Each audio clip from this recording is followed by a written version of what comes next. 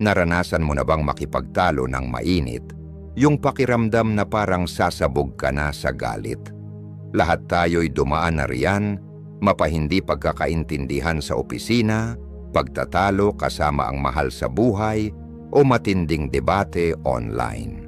Pero paano kung sabihin ko sa iyo na may paraan para harapin ang sigalot nang hindi kailangang gumamit ng kamao, literal man o simboliko? Ang mga sinaunang Stoic, mga dalubhasa sa pagkontrol ng emosyon at paggamit ng rason, ay may mga kamangha-manghang estratehiya para harapin ang kalaban ng may dignidad at hinahon.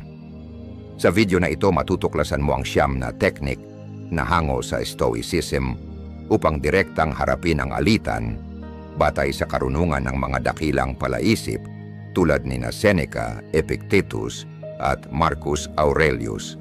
Maniwala ka, maaaring mangailangan ang mga paraang ito ng higit na pasensya at masusing pag-unawa kaysa sa basta na lang makipagsigawan o manakit. Ngunit ang kapalit nito, kapayapaan ng kalooban, pangmatagalang solusyon at mga relasyong maaring maghilom at magbago.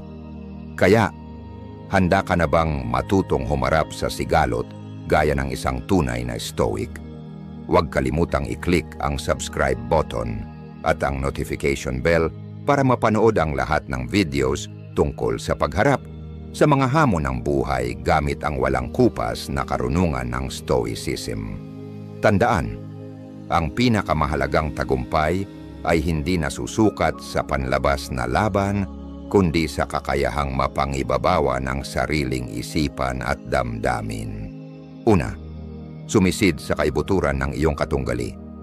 Isipin mong nasa gilid ka ng isang ilog na rumaragasa. Ang mga agos ay bumubula at kumikilos na parang may galit. Ang isang maingat na Stoic ay hindi basta-basta tatalon.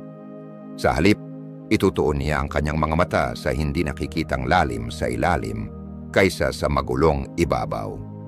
Ang unang taktika ng isang Stoic ay ang pagpasok sa isipan ng iyong katunggali, hindi literal, kundi bilang isang metapora. Sa gitna ng matinding emosyon, madali tayong matangay ng bugso ng damdamin at agarang kumilos. Pero ayon sa Stoicism, ang tunay na pag-unawa ay nagsisimula sa pagtigil muna ng paghuhusga at sa pagtingin lampas sa malinaw na anyo ng alitan.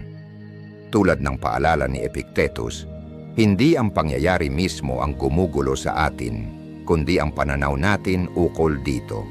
Kaya para simulan ang pagsusuri sa paraang Stoic, lumayo muna sa kasalukuyang tensyon. Huminga ng malalim at sa isip mo, lumipad ka paangat, parang kamera sa pelikula na unti-unting lumalayo sa eksena. Obserbahan ang lahat ng walang kinikilingan, parang langgam sa dingding na tahimik na nagmamasid.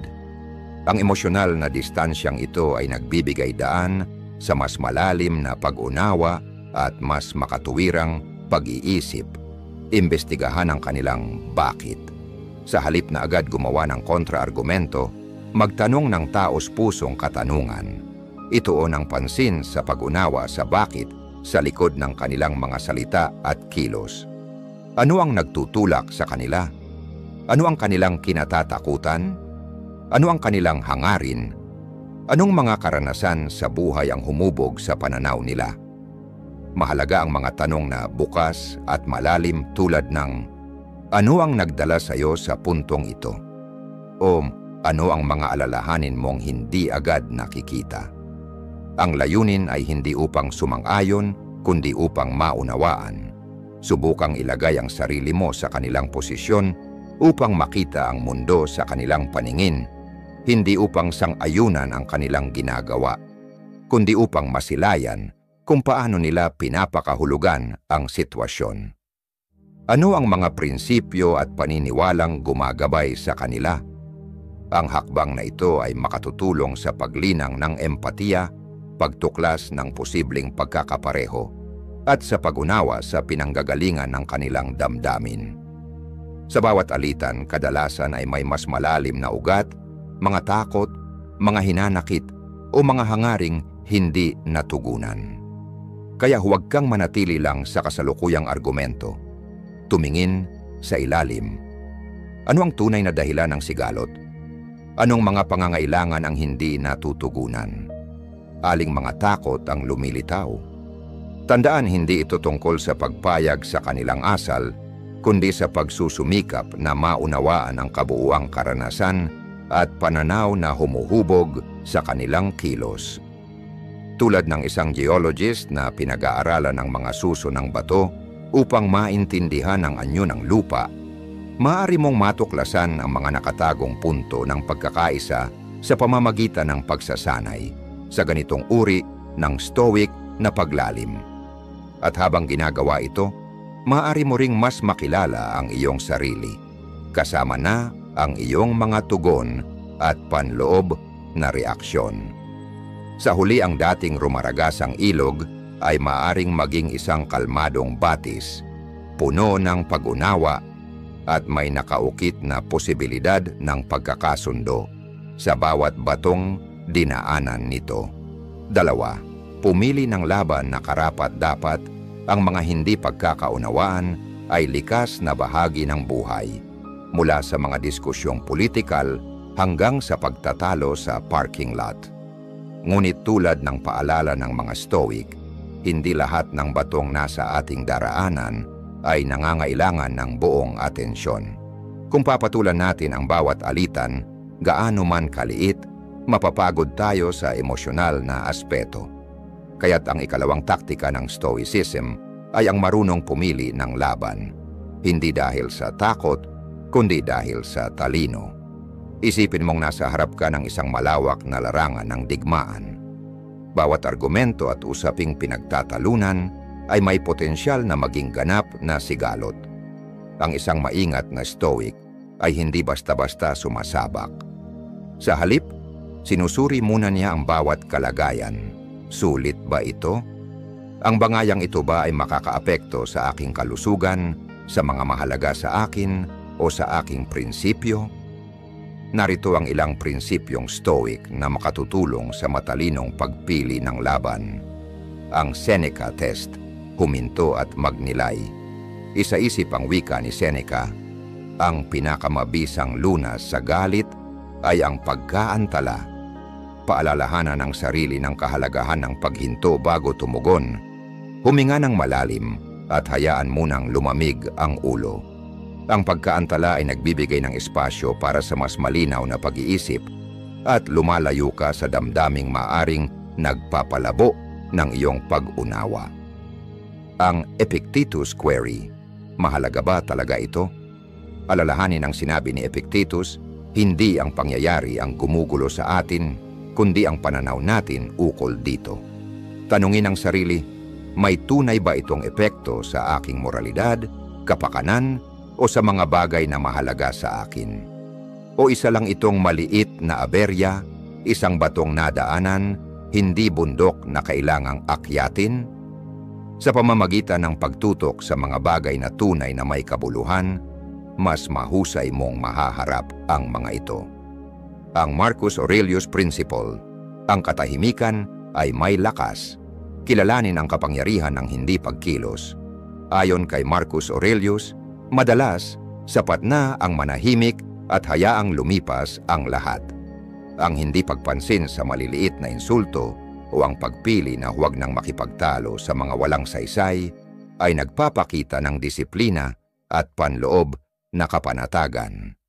Ang cost-benefit analysis ng Stoicism, timbangin ang gastos at pakinabang. Bawat alitan ay may presyo, lalo na sa ating isipan.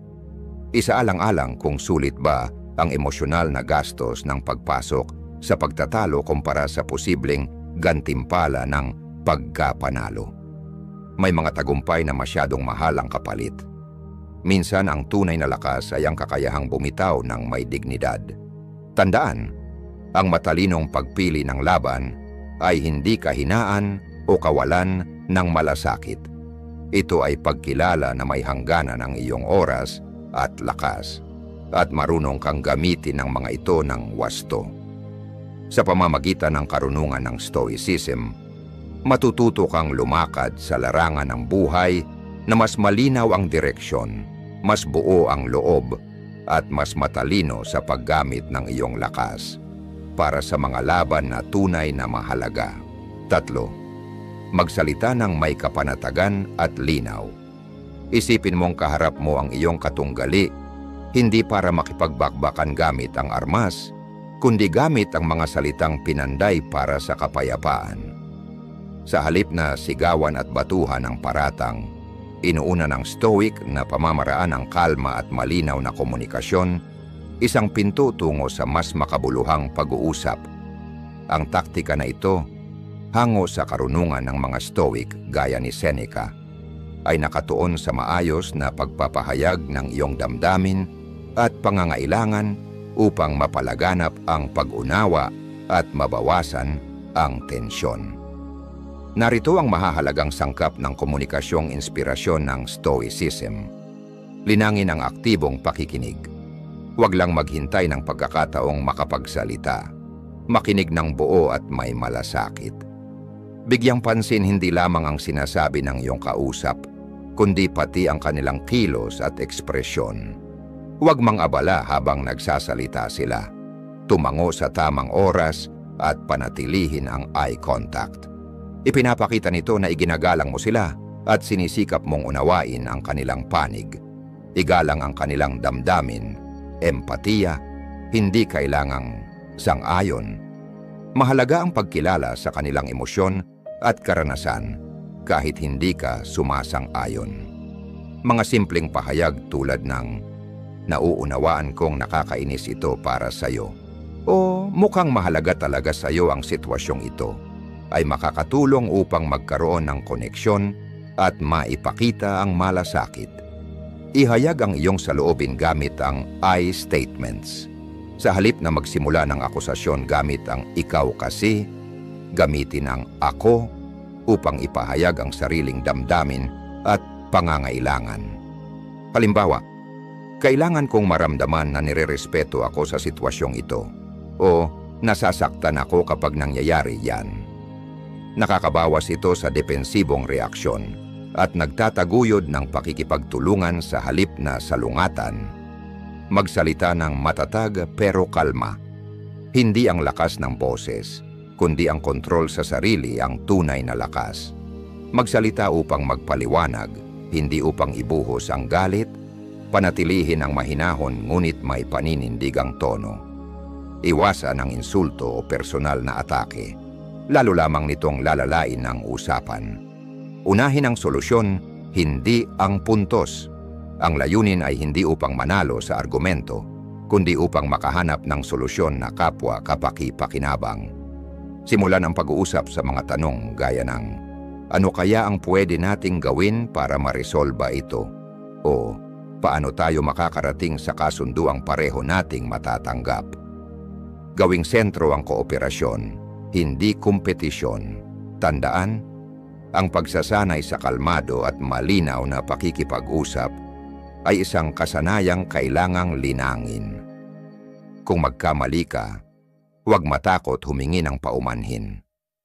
Bigyan mo rin ng pasensya ang sarili mo.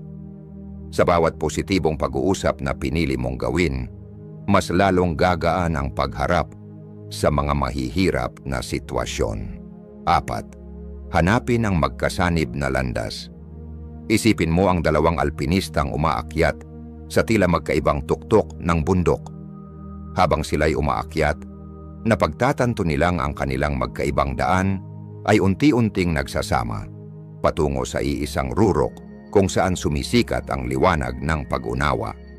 Ang metaporang ito ay akmang-akma sa ika-4 na taktika sa ating hindi konfrontasyong paglalakbay, ang paghahanap ng magkasanib na landas. Ipinapakita nito ang Stoic na kaisipan ng oikeiosis, ang pamumuhay ng may pagkakaisa sa likas na kaayusan. Kahit madalas na parang salungat ang ating mga ideal o ambisyon sa gitna ng di pagkakaintindihan, hinihikayat tayo ng mga Stoic na humukay sa ilalim ng panlabas na anyo upang tuklasin ang mas malalalim na ugnayan na nagbibigkis sa atin. Bagaman maaring hindi agad ito halata, Sa pagtutok sa mga interes na pareho nating pinahahalagahan, maaring mabuo ang pundasyon ng kooperasyon at kompromiso na siyang susi sa isang mas mapayapang pagkakasundo. Narito kung paano mo masisimulan ang paghahanap ng magkasanib na landas sa paraang Stoic. Mula sa ako tungo sa tayo, palawakin ang pananaw. Sa halip na ikaw laban sa akin, isipin ito bilang isang pagtutulungan tungo sa iisang layunin. Tanungin ang sarili, ano ang gusto naming pareho? Sa simpleng pagbabagong ito ng pananaw, maaring makita ang mga posibleng pagkakatugma. Kahit pa sa umpisay, tila wala. Hanapin ang pangunahing pangangailangan. Ang magkaibang gusto ay madalas na bunga ng mga hindi natutugunang pangunahing pangangailangan. Tuklasin kung anong pangangailangan ang sinusubukang matugunan ng bawat isa. Maaring ito'y kaligtasan, respeto, o pagkilala. Sa pagkilala sa mga pangkaraniwang pangangailangang ito, mas madaling umunawa at makahanap ng mga solusyong may malasakit. Tuklasin ang magkakaparehong paniniwala. Ang ating mga pinahahalagahan ay siyang nagtutulak sa ating kilos. Sa halip na mag-focus sa problema mismo, silipin ang likod nito. May magkatulad ba kayong pagpapahalaga? Pareho ba ninyong pinahahalagahan ang katapatan, katarungan o kabutihan? Ang mga pinagsasaluhang prinsipyo ay maaring magsilbing gabay tungo sa mga desisyong tugma sa inyong paniniwala. Magsimula sa maliit, bumuo ng puwersa. Huwag asahang agad-agad kayong magkaisa sa lahat ng bagay. Sa halip, hanapin muna ang maliliit na pagkakasundo, gaano man ito kababaw. Ang maliliit na tagumpay na ito ay pwedeng magtulak ng tiwala at pag-usad at gawing mas madali ang pagharap sa mas mabibigat na usapin. Tandaan, ang buhay ay isang paglalakbay. Mahalaga ang tiyaga, hindi laging mabilis ang paghahanap ng common ground, kaya't maging mapagpasensya at mapag-unawa. Kilalanin ang bawat tagumpay, tanggapin ang pagkabigo, at tandaan, ang bawat hakbang patungo sa kooperasyon ay isang hakbang palayo sa alitan. Sa paggamit ng teknikang ito ng Stoicism, pinipili mong lumagpas sa simpleng pag-aayos ng problema. Sa halip, hinahanap mo ang koneksyon sa karanasan ng iba at binubuo mo ang batayan ng isang mas payapang hinaharap. Tandaan, ang mga sabay na umaakyat, ginagabayan ng parehong ideal at layunin, ay tiyak na magtatagpo sa rurok ng pagkaunawa. 5. Iginagalang ang kanilang panloob na halaga. Isipin mong nakatayo ka sa harap ng isang napakalaking punong roble. Matibay ang mga ugat na nakakapit sa lupa. Hindi sapat ang lakas para ito'y igalaw. Ngunit ang isang matalinong Stoic ay alam ang kapangyarihan ng mga elemento tulad ng hangin at tubig, na dahan-dahang nagtutulak sa isang bagay palapit sa layunin nito, tila bulong ng kalikasan sa kanyang tainga. Ang metaporang ito ay sumasalamin sa ikalimang taktika ng Stoic na diskarte. Ang pag-apela sa panloob na halaga, isang makapangyarihang kasangkapan upang maayos at mapayapang lutasin ang mga alitan. Sa halip na atakihin ng tuwiran ang kanilang pagkatao, itinuon natin ang atensyon sa matabang lupa ng kanilang mga pinahahalagahan at paniniwala. Sa pag-unawa at paggalang sa kanilang panloob na kumpas, maaring makabuo ng mga solusyong naaayon sa kanilang mga pangunahing prinsipyo na siyang nagre-resulta sa mas tapat na pagtanggap at mas matibay na kasunduan. Upang simulan ang iyong Stoic na paglalakbay sa value-driven persuasion, sundin ang mga hakbang na ito. Tuklasin ang kanilang halaga. Maging parang isang arkeologong naglalakbay sa kalaliman ng kanilang paniniwala. Magsaliksik bago ihain ang iyong argumento. Anong mga prinsipyo ang sinusunod nila? Anong mga halaga ang gabay sa kanilang kilos? Obserbahan ang kanilang mga salita at kilos. Anong kanilang pinupuri, tinatanggi, o itinatangi? Sa ganitong paraan makakabuo ka ng mapa ng kanilang value landscape. Tulayin ang pagkakaiba. Hanapin ang ugnayan sa gitna. Huwag agad isiping taliwas ang kanilang mga halaga sa iyo. Sa halip, hanapin ang mga pinagsasaluhang prinsipyo, kahit tila hindi ito akma sa kasalukuyang sitwasyon. Maaring pareho kayong nagpapahalaga sa tungkulin, katapatan, o katarungan. Ang mga panlahatang halagang ito ay nagsisilbing tulay upang maipahayag mo ang iyong punto sa paraang katanggap-tanggap sa kanila.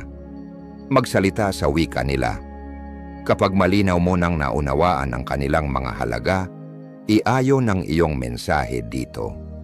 Hindi para dayain sila, kundi upang ilahad ang iyong layunin gamit ang kanilang perspektibo.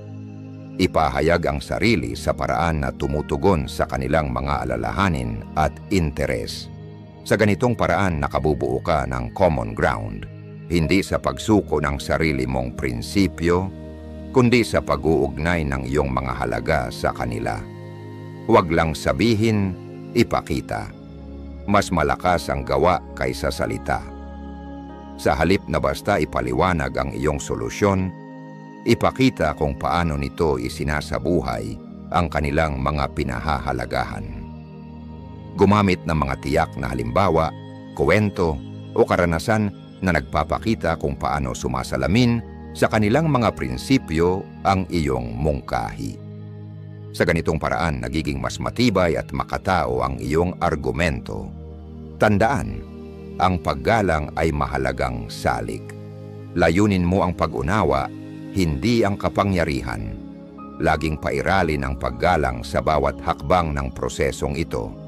Ang layunin ay hindi ang kontrolin sila o ipanalo ang argumento, kundi ang tulungan silang makakita ng solusyong parehong makatarungan at tugma sa kanilang paniniwala.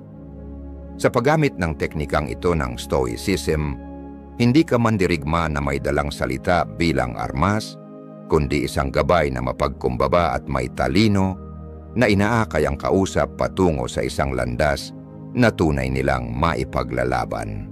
Tandaan, ang tunay na pagbabago ay nangyayari kapag nakatugma ang solusyon sa mga halagang humuhubog sa ating pagkatao. Sa ganitong paraan, naitataguyod ang respeto at pag-unawa at bumubukas ang pintuan ng mga solusyong makabubuti para sa lahat. 6. Gamitin ang katatawanan ng may katalinuhan sa pagtatapos ng alitan. Isipin mong naglalakad ka sa isang lubid na nakabigti sa ibabaw ng isang malalim na bangin. Isang pagkakamali lang, maari kang mahulog sa kailaliman ng pagkainsulto. Ngunit tulad ng isang tungkod ng mananayaw sa lubid, ang katatawanan ay maaring magsilbing panimbang upang manatiling matatag. Ito ang diwa ng ika-6 na teknik ng Stoicism.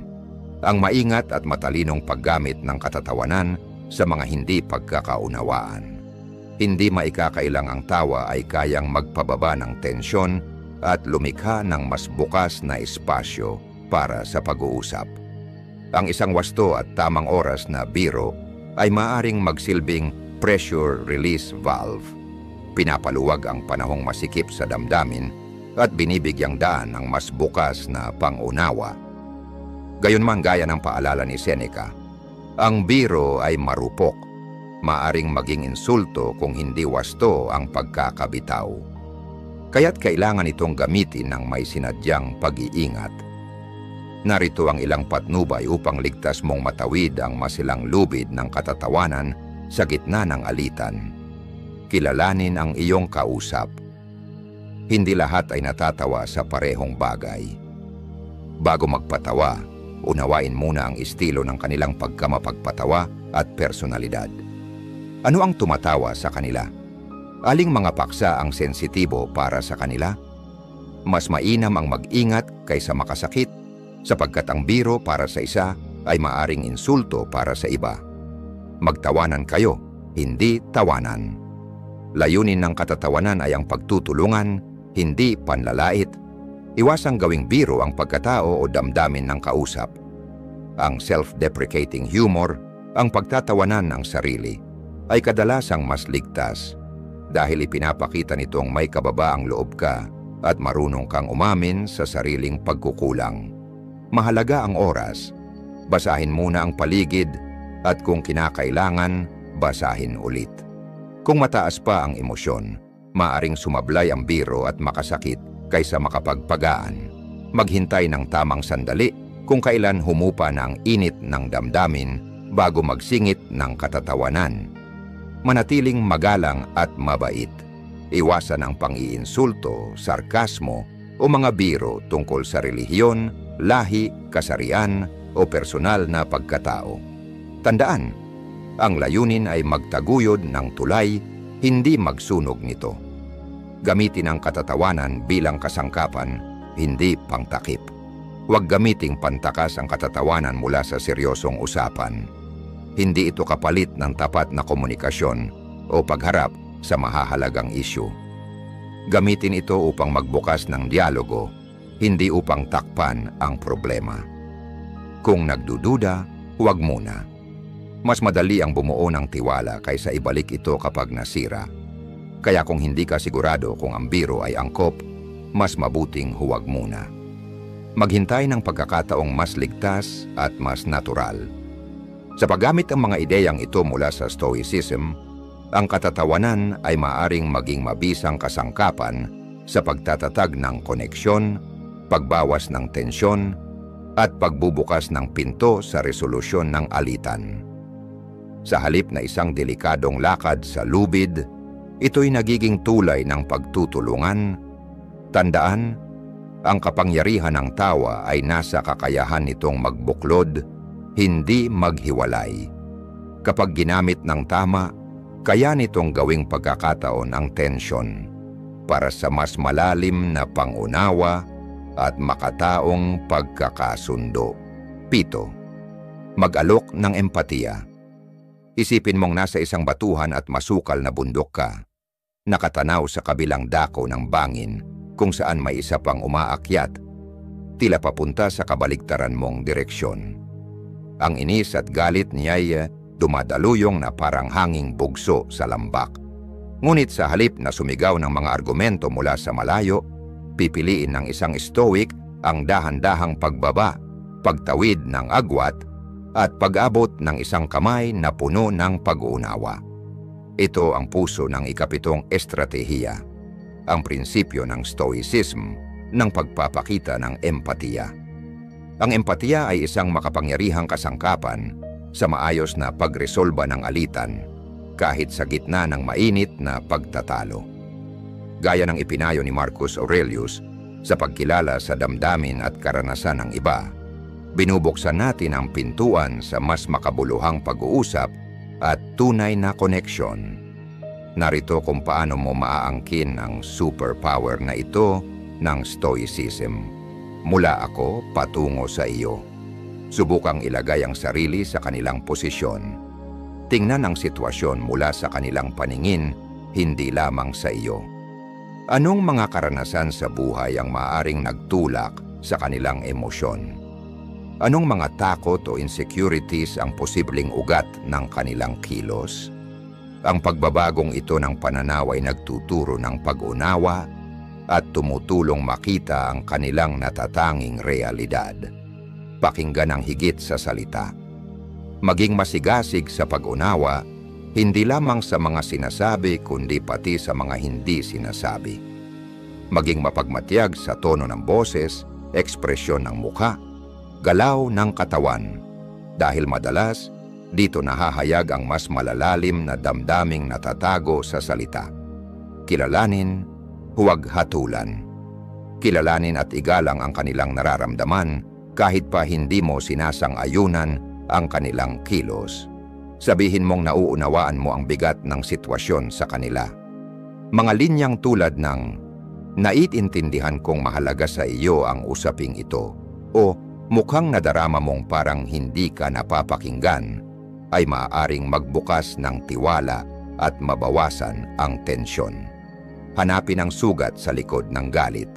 Madalas, Ang galit at pagkayamot ay nag-uugat sa mas malalim na sakit o takot.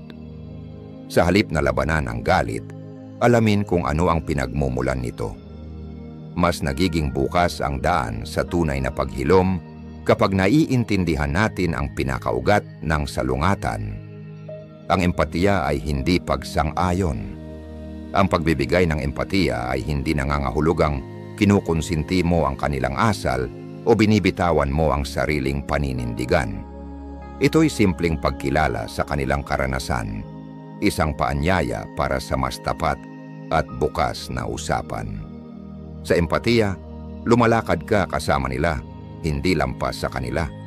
Kapag niyakap mo ang stoic na prinsipyo ng empatiya, hindi mo lang sila naririnig, nararamdaman mo sila. At sa koneksyong ito may pag-asa para sa tunay na resolusyon. Hindi lamang para sa kasalukuyan, kundi sa mga susunod pang pagtutunggalian ninyo. Kaya bumaba ka mula sa bundok, iabot ang iyong kamay, ibigay ang regalong empatiya. Maaring ito na ang simula ng isang paglalakbay na hindi ninyo inaasahan. Kasama, hindi laban sa isa't isa. 8. Yakapin ang sining ng kompromiso.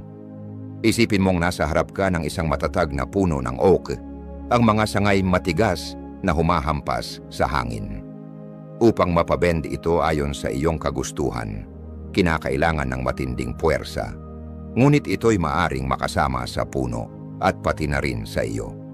Isang mas matalinong estratehiya mula sa stoikong filosofiya ang matutunan ang sining ng kompromiso, pagpapaluwag at pag-aakma upang matutunan kung paano magsanib ang hangin at ang oke sa mas mapayapang paraan. Ang mga matitigas na pananaw at absolutong prinsipyo ay bihirang nakakatulong sa matagumpay na pagresolba ng salungatan. Ayon kay Epictetus, huwag mong hangarin na mangyari ang mga bagay ayon sa iyong kagustuhan, kundi ang pagnanais mong mangyari ang mga bagay ayon sa nangyayari at mamumuhay ka ng tahimik. Ang kakayahang maghanap ng mga solusyon na hindi lamang nakikinabang ka, kundi pati na rin ang iyong kalaban ay tanda ng tunay na lakas. Narito kung paano mo mapapagsanay ang sining ng kompromiso ng Stoicism. Mula ako patungo sa tayo. Baguhin ang pananaw mula sa ako patungo sa tayo. Tingnan ang sitwasyon bilang isang pagkakataon upang maghanap ng solusyon na kapaki-pakinabang para sa lahat, kaysa ituring ito bilang isang laban. Ang pagbabagong ito ng pananaw ay magbibigay daan sa mas magaan at mas makulay na solusyon. Kilalanin ang mga karaniwang layunin, hanapin ang mga punto ng pagkakapareho kahit na hindi ito agad kitang-kita. Pagmasdan ang mga layunin na magkakapareho kayo sa hinaharap at lampasan ang kasalukuyang pagtatalo. Marahil pareho kayong nagmamahal sa katarungan, respeto, o isang produktibong kapaligiran. Ang pagkilala sa mga karaniwang layunin ay magbibigay ng pundasyon para sa isang kompromiso. Magtakda ng prioridad at ibigay ang maliit na detalye. Hindi lahat ng detalye ay kasing halaga. Ang iba sa mga detalye ng sitwasyon ay hindi sapat na mahalaga upang ipaglaban, kaya't magtakda ng mga pangunahing layunin at magbigay luwag sa mga hindi gaanong mahalaga. Makakatulong ito sa iyo upang magtuon ng pansin sa mga solusyon na tinutugunan ang mga pinakamahalagang issue. Maghanap ng win-win na solusyon. Hanapin ang mga solusyon na magkakaroon ng win-win para sa lahat ng partido. Sa halip na mag-focus lamang sa panalo ng isa, maghanap ng paraan upang ang bawat isa ay maramdaman na ang kanilang pangangailangan ay naiintindihan at kahit paano ay natutugunan sa pangmatagalan. Binabawasan nito ang galit at nagtataguyod ng pakiramdam ng katarungan. Tandaan na ang buhay ay isang paglalakbay, hindi destinasyon. Ang pasensya at pagiging bukas sa pagbabago ay susi sa kompromiso. Madalas ang kompromiso ay hindi isang one-time na bagay. Maging handa na ripasuhin ang kasunduan kung may pagbabago o bagong impormasyon. Ang isang matibay na kompromiso ay nangangailangan ng bukas na komunikasyon at kahandaang magbago. Tanggapin ang sining ng kompromiso. Pinapalakas ng Stoic na sining ng kompromiso ang iyong mga prinsipyo at pangangailangan. Sa halip, ipinapakita mo ang lakas, pagiging adaptable, at dedikasyon sa paghahanap ng solusyon na makikinabang ang lahat. Nauunawaan mo kung paano mabuhay sa isang dynamic equilibrium tulad ng hangin at oak, na ang bawat isa ay nakikinabang sa pagkakaroon ng mas tahimik at mas harmonyosong resolusyon.